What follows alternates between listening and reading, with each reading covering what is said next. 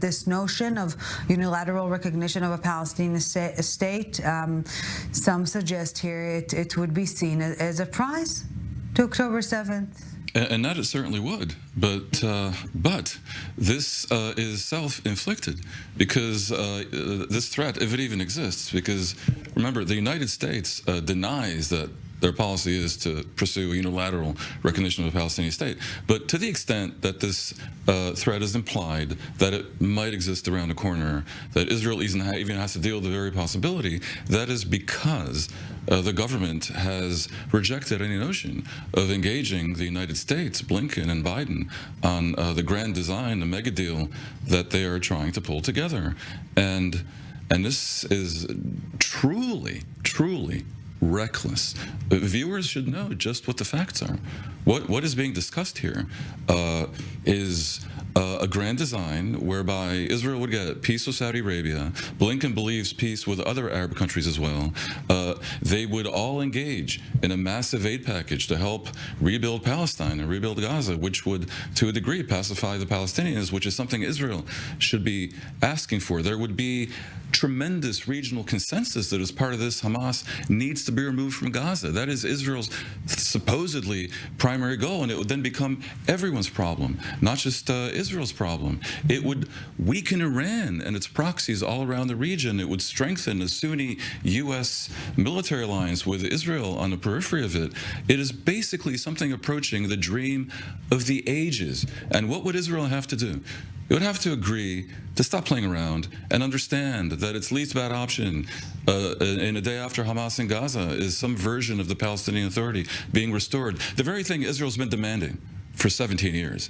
And it would have to agree in principle to enter a process that discusses a Palestinian state under terms to be determined, something Israel has done numerous times. Netanyahu himself did it 4 years ago under Trump.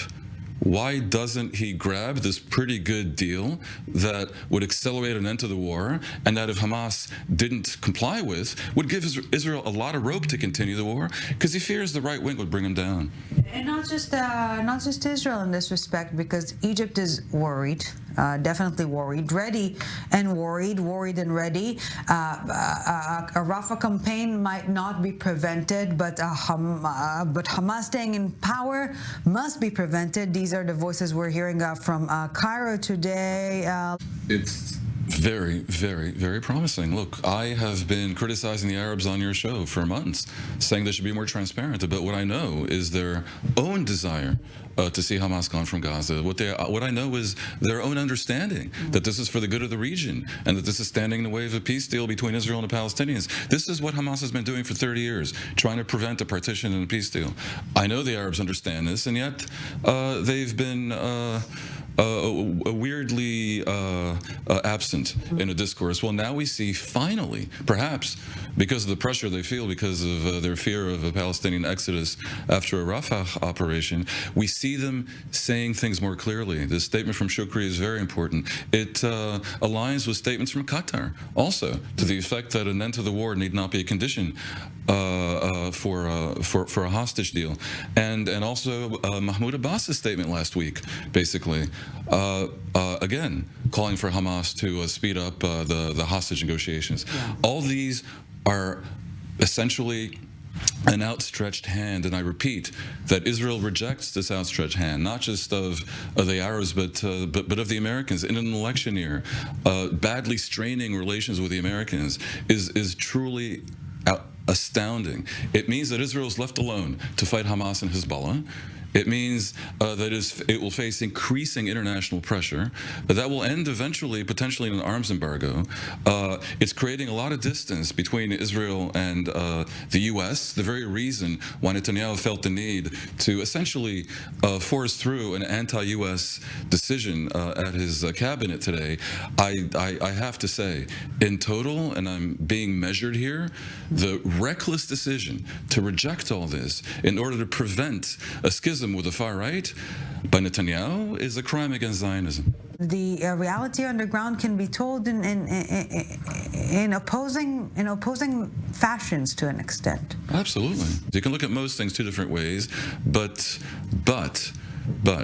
I think responsible journalism is to show the whole picture. Yeah. And let's just be honest and say that the media in Israel has not always shown the Israeli citizens the whole picture.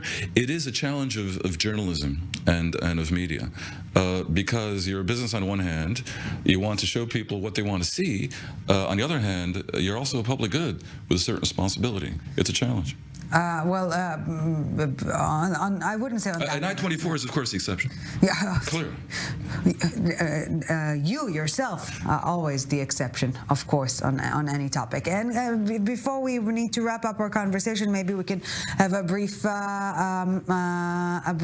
talk about this, because there's a new entry into the dubious list of modern anti-Semites today. The Brazilian president. Here's what Lula da Silva had to say. What is happening in the Gaza Strip to the Palestinian people has no parallel in other historical moments. It did exist when Hitler decided to kill the Jews. Mr. Berry. Lula doesn't seem to know the meaning of the word parallel. if he thinks there's no parallel to a really ugly war. Maybe, yeah. No, it's ridiculous. And Brazil, of course, has its own pretty profound problems that he might spend some time addressing as well. I don't know why he's doing it. And I don't know why he doesn't maybe join his Arab friends from Egypt and other countries and maybe direct his pressure on Hamas. Because, to state the obvious, Hamas launched this war, and if Hamas agreed to hand back the hostages and return the Strip to the PA, I maintain the government would allow that, the war could be over in about a tenth of a second. Yes, and yet 135 days and counting. Still no end in sight. Mr. Dan Perry, thank you very much for joining us, as Ms. always. Hoffenberg, my pleasure.